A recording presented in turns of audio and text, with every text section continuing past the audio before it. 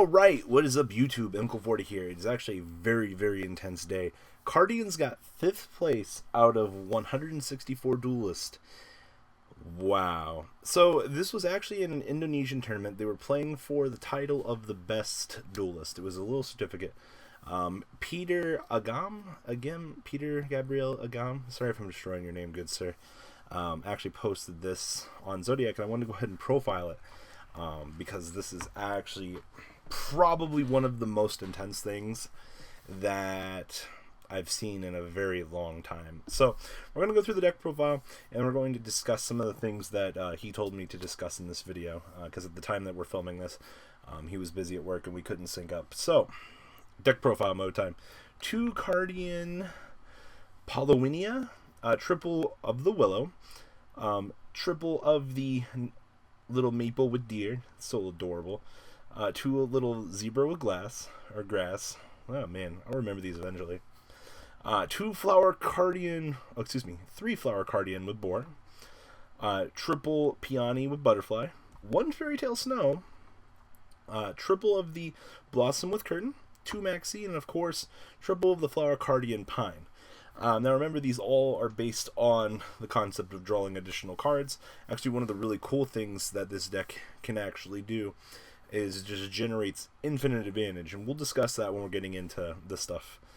Spells triple Lure of Darkness. Everything that you see here is essentially dark, except for snow, maxi, of course. Triple of the flower stacking. 1 reinforcement of the army.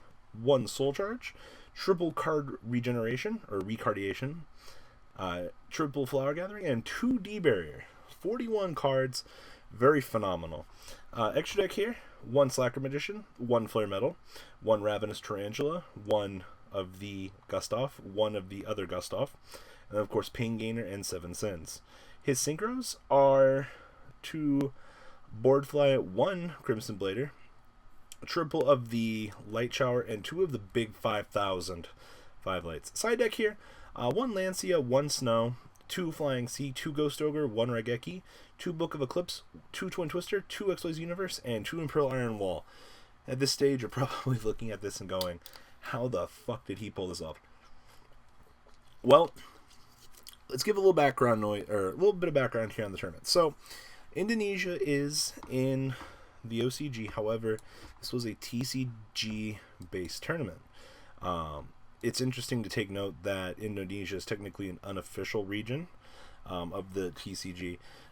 So they get to play with the TCG card pool and format, which is kind of interesting when you look at it. The OCG in this region has kind of always had an issue with things like this. There was a time where they couldn't play with Japanese promos and things like that. So, his tournament report. Oh boy. So, 164 people. Top cut. Round 1, he played against Ignite Stun. Looks like it was a very clean 2-0. Round 2 was against Paleozoic Volcanics. He actually won. Round 3 was against Zodiac Metal Foes, which in the TCG, it's kind of just you blow your load, and, well, if you beat it, you beat it. Round 4 was DDD. He outed the Crystal Wing, which pretty much, if you do that playing any deck, you just kind of win, unfortunately. And then, of course, round 5, he lost against Zodiac. Vanities and Chalice kind of just did it, and he bricked on game 2. Round 6 was against Magispector Wind Witches. It's actually a really cool concept. You get the annoyance of all of the worlds when you're playing against that fucking deck. Round 7 was Metal Foes Zodiac Magispectors. Wow, he actually beat that as well. Not really a lot to go in there. He finished 3rd place in Swiss. So, they did a top cut of top 32. In top 32, he played against Domain Monarch, game 1, OTK, game 2, Vanity's Fiend, and game 3, just his deck did what it did. And then in top 16, played against Metal Foes Zodiac Magispector. Not really much of a problem for this deck. And then he lost in top 8 to Zodiac Shadal. Only explanation was he bricked XYZ Universe. Was a pretty bad choice at that point. Peter also wanted to note that this deck has a very high ceiling to it. He said there were a lot of times where he was playtesting this, and a lot of scenarios were pretty restrictive. He also said on the turns that he got deburied, he could go up the line to 7 sins. That way he could essentially sit on a very large monster. 7 sins, actually, realizing this now, when you're looking back and thinking about Zoo, this card is incredibly... actually, it's really good against Zoo. The fact that you have access to a very large monster that has built-in protection to itself is really insane. He also said that depending on the situation, if I was deburied and they called synchros, I can just do the XYZ plays. Rank 7, rank 10, 11, 12. Both of the level 7 and 10 Cardians don't have the Cardian only restriction, which is actually pretty interesting.